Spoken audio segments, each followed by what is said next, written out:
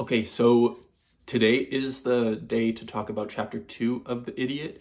And before I get into it, I would like to give a quick, not an apology, more like a disclaimer, to be honest, and set some expectations and contextualize the tonally contextualize a bit. And then also sort of from that point on, move forward to Chapter 2. So I know it's kind of been all over the place, and I know it hasn't been a very sequential linear progression in which you might be able to watch or listen to and be like, yes, this is what the book we're talking about is about. This is the subject matter. In fact, I've deliberately barely even mentioned the actual book by name, rather than just I've chosen to just sort of jump in a lot of cases, jump into just talking about it. That's deliberate, and that's one of those things where it's just, that's gonna be the way it is. So I would like to progress in terms of my ability to communicate things precisely, not even precisely. I expect my communication on the topic to improve, but the way I take it, the tone of the book is, it's not like it's that complicated a story in terms of the architecture of it all and what's happening, what's going on, but the relationships and the thoughts and the anecdotes and the justifications of thought and the meaning behind and the reasons why people do the things they do, they are actually quite complicated. They are actually quite nuanced and detailed, not complicated in terms of complexity, but there's a lot of humanity being discussed here. And so to discuss the energy and to discuss the feeling and to discuss the vibes of what's going on is more pertinent to my interest than to topically proceed through the happenings of the chapter at hand. So that's going to be the tone of these, frankly, moving forward and moving backwards. That's what... Anyways, I'll leave that sentence unfinished. But it's a really good book, and I'm gonna talk about it how I see fit. When we left off after the first chapter, the train that the characters we know so far have met on has pulled into the station in St. Petersburg. Rogozhin and Prince Mishkin have made plans to meet up, or have the invitation has been opened to meet up and for them to hang out and become friends. Due just to some... Rogozhin has some inherent trust for Prince Mishkin and some inherent love of his company that kind of came from, just came about. It just came about. It wasn't, it just came about. So that we left as the train was pulling into the station, and we have, I believe, discussed that the prince had made his main plan was to go meet with his distant relations, but his only living relations, to ask them questions and ask them for advice. That was his plan coming into the station, and Rogozhin's was perhaps reconciliation with his family. As they pull in, we see that whole family with whom he has to reconcile waiting there at the train stop. So quite the knot he has to untie for himself in these coming moments. But as chapter 2 starts, we actually don't start with Rogozhin. Now we get to focus on the prince kind of solely for a little bit. No, not solely, but now Rogozhin is off to deal with his business. And this chapter starts with a description of the house of General Yapanshin and his, which is along the Liternaya River. It's a nice and the head of the house, General Yapanshin himself. This is the general, the husband of Prince Mishkin's distant relation.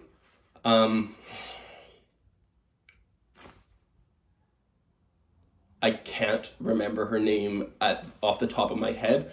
it'll come up many, many times. So the family is comprised of General Yapanchin, Prince Mishkin's distant relation, his wife, and their 3 daughters, Aglaya, the youngest, Adelaida, the middle, and Alexandra, the oldest. I think that's the right order. Aglaya is the youngest for sure.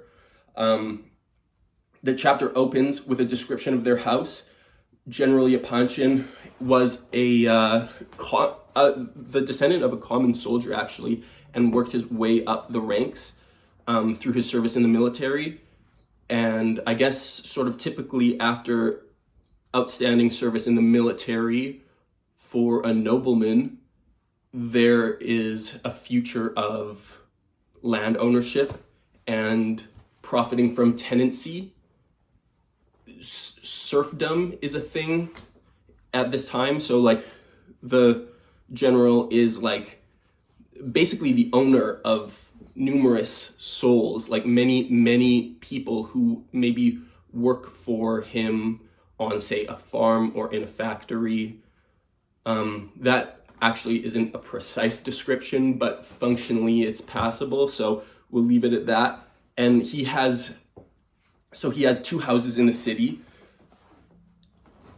and gets income as a landlord from those houses, and he also has a factory.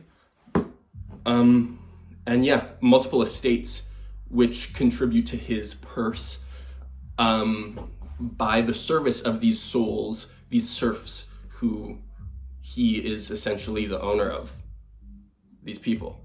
And so he has quite a lot of wealth and has a quite high position in the government. His skill set is that of knowing his place. He's very clever, very smart, and very good at not speaking unless it's absolutely necessary, not speaking where he could be better served by quietude and restraint. So he is very good at knowing what his role is to say the very elites of the noble class who he does serve. Like, he's not at the top of the pyramid, but he's close. And so he knows his duties, and he knows how to be of service, and he knows when to, he's not taking up too much space. But he fills his role quite well. And as a result, he's been rewarded. He's now 55 years old. I found it interesting that they describe that as being like, now he's entering into the prime of life, when someone can really truly appreciate what life has to offer. That's kind of quite different from the modern sense of one's prime. But as someone who like I maybe consider myself to be quite a late bloomer, so maybe that's maybe there are different arcs for all of us, though it was expressed as if that consent at the time, the general consensus at the time, was that 55 is like when you start to step into the prime of your life. Anyways, that's General Yapanchin, and Prince Mishkin approaches his very nice, very beautiful house with the intention of speaking to the lady of the house and to the general himself, out of the assumption that they would be interested in speaking to her only living relation.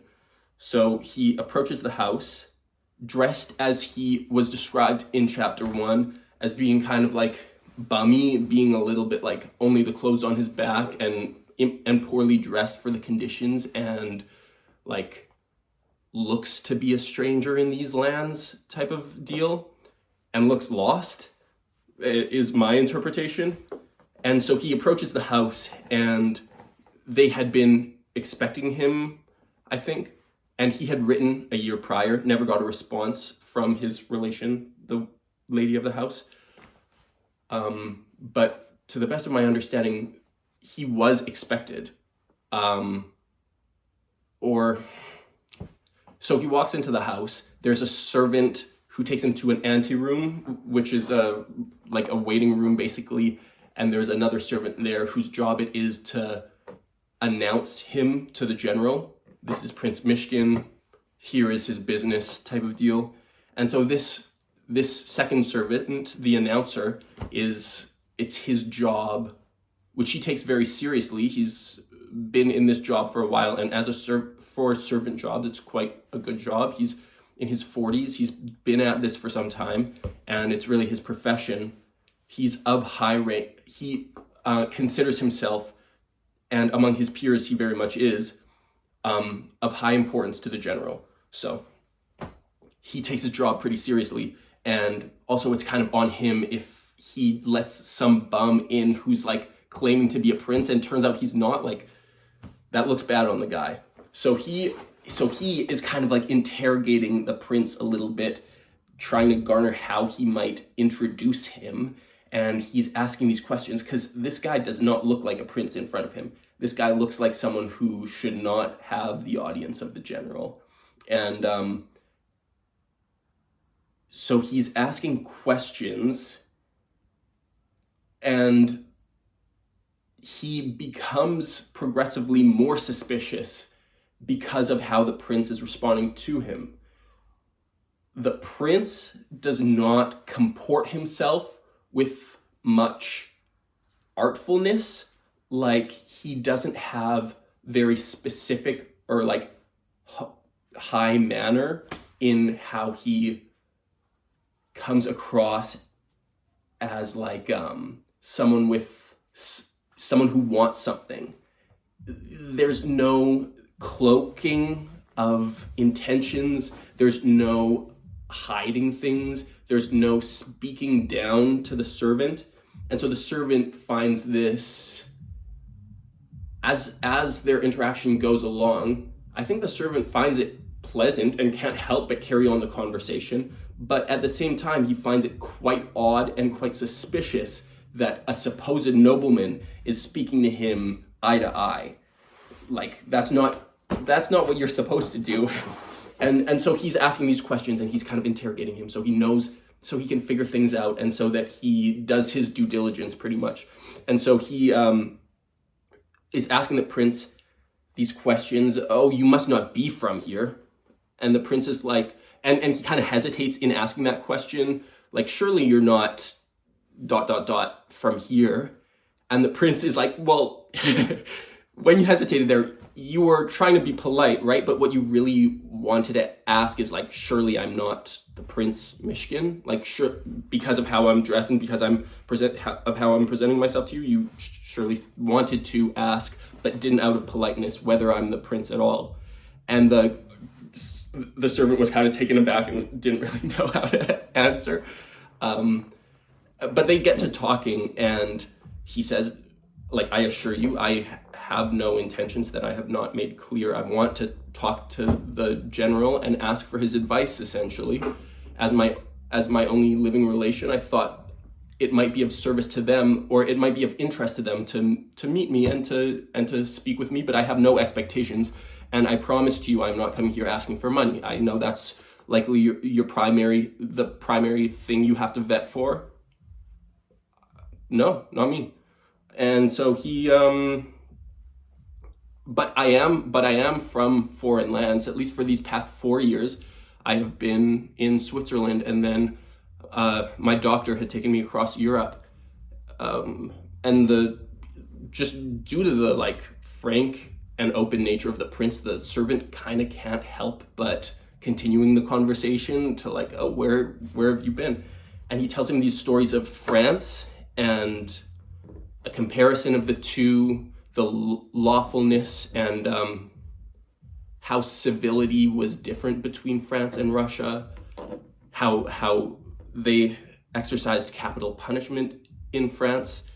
And he spoke of this new machine called the guillotine, where a large, I think it was described as, well, I forget how it was described. We know what let's pretend we don't.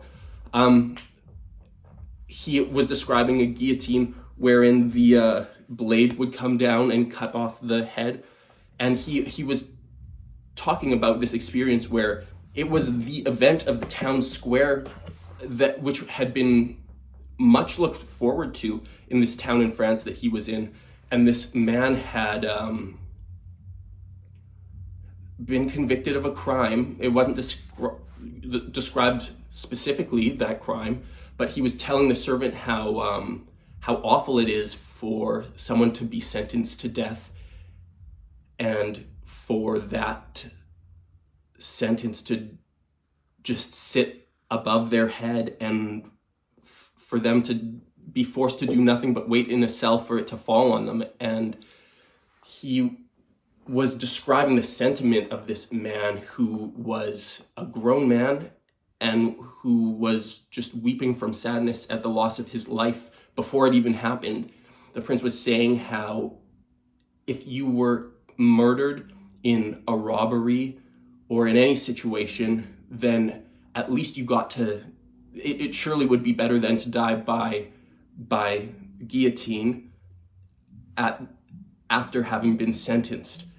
Because even if you bleed out in the forest, you at least get to die with hope. Even if you are on a battlefield and planted right in front of an opposing cannon, you at least get the slimmest, like, little fragment of hope that you might live and that death is not imminent.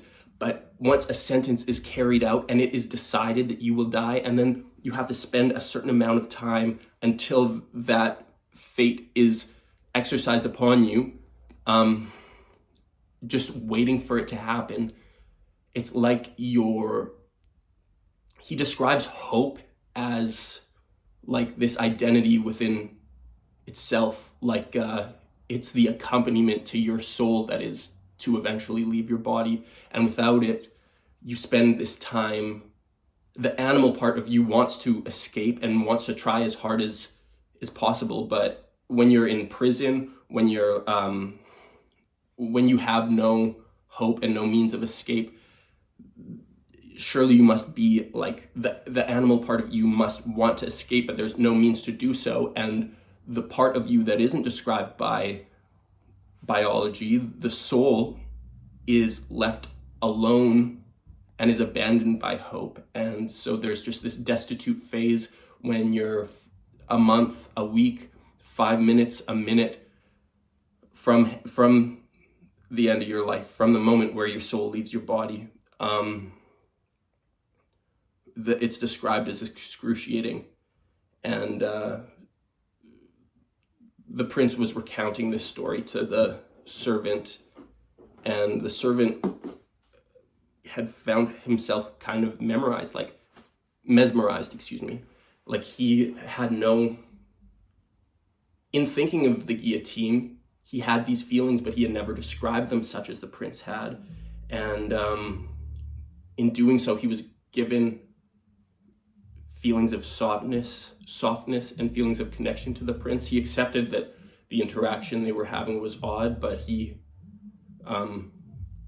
appreciated the sentiment of it, is what I garnered from the interaction. Even if it was strange for a nobleman to speak this way to a servant, it was nice to hear that humanity and that articulation of a feeling that they had both shared, because it's natural.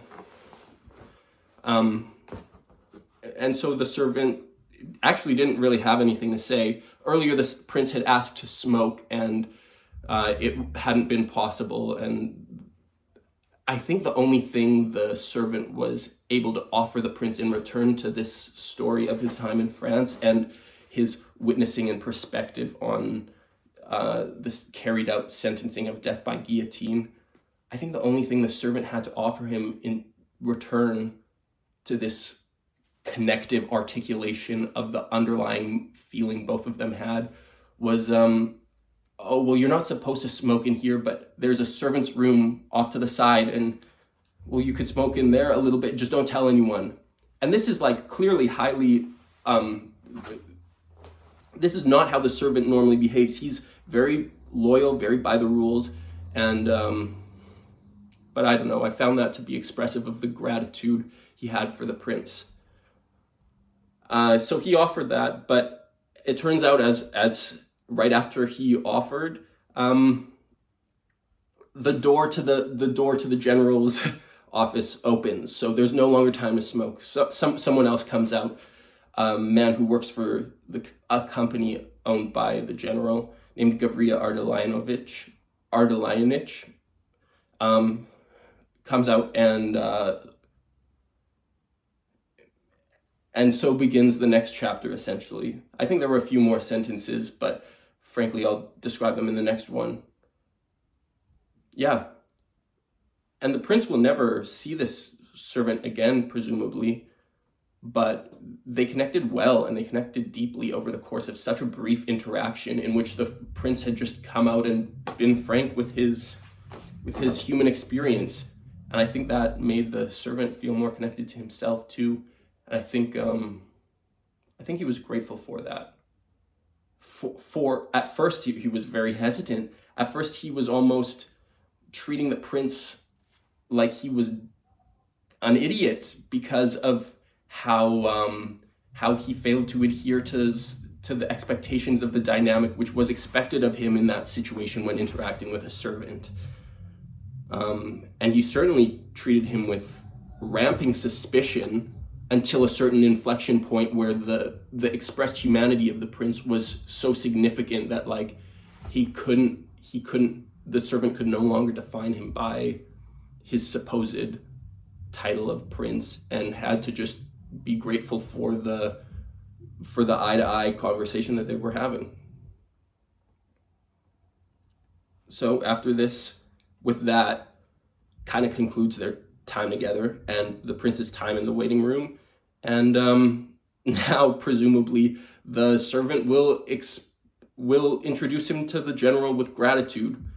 And certainly he does to this employee of the general's, Gavrila Ardalionich. We'll find out more about the specifics in a bit. And General Yapanchin, Gavrila Ardalionich, the prince, they'll have their moments to get to know each other as well.